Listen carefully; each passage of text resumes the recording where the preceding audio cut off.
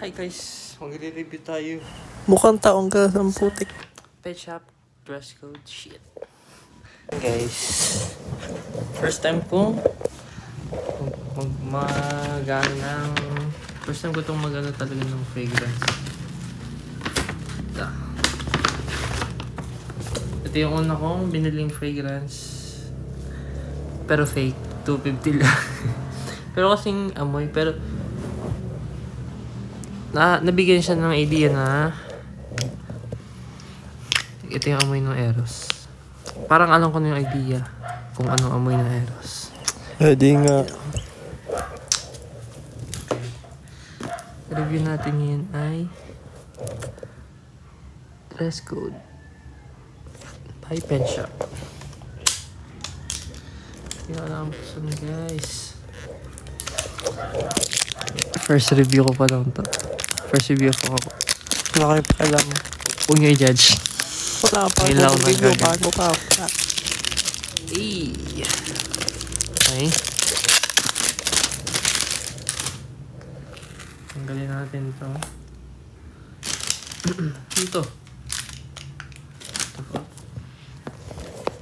Ang tagal magbukas. Spray all over the body. Ulit-ulit. Dress code. Okay, magnet. Magnetic siya. Ang ganda. Tcharam! Wow! Nice. Bango. Dress code. Ito lang siya, 50 ml. Pen Shop dress code.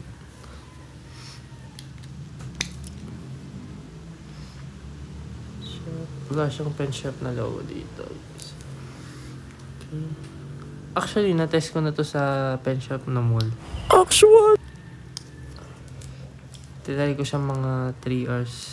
Pagka-spray ko, naglakad-lakad muna ako. Ang bango. Very sweet. Ang sweet.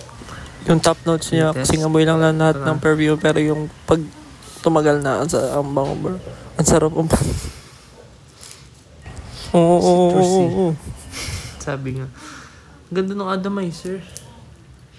Kaya wala. Ayun o, para siya mag-i-spray.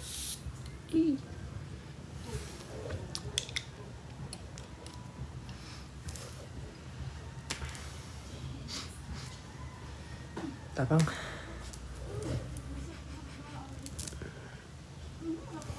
Ano, sabihin mo na kung anong amoy, puta. Puta. Yung amoy, hindi katulad nung nasa mall. Ayoko sa'yo, bro.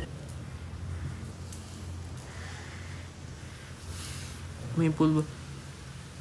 Ang tapang ni naming alcohol. Dahil mo kasing nilagay.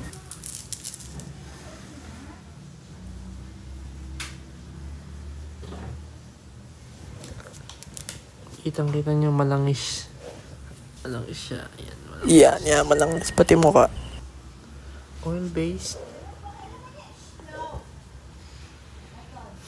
Parang normal ano lang siya. Pero ano may lasang pulbo. Mapulbo.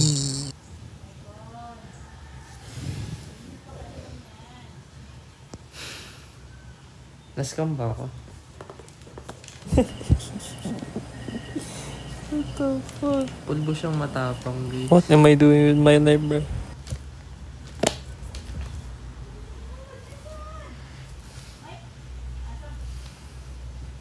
Yun lang. Thank you. No.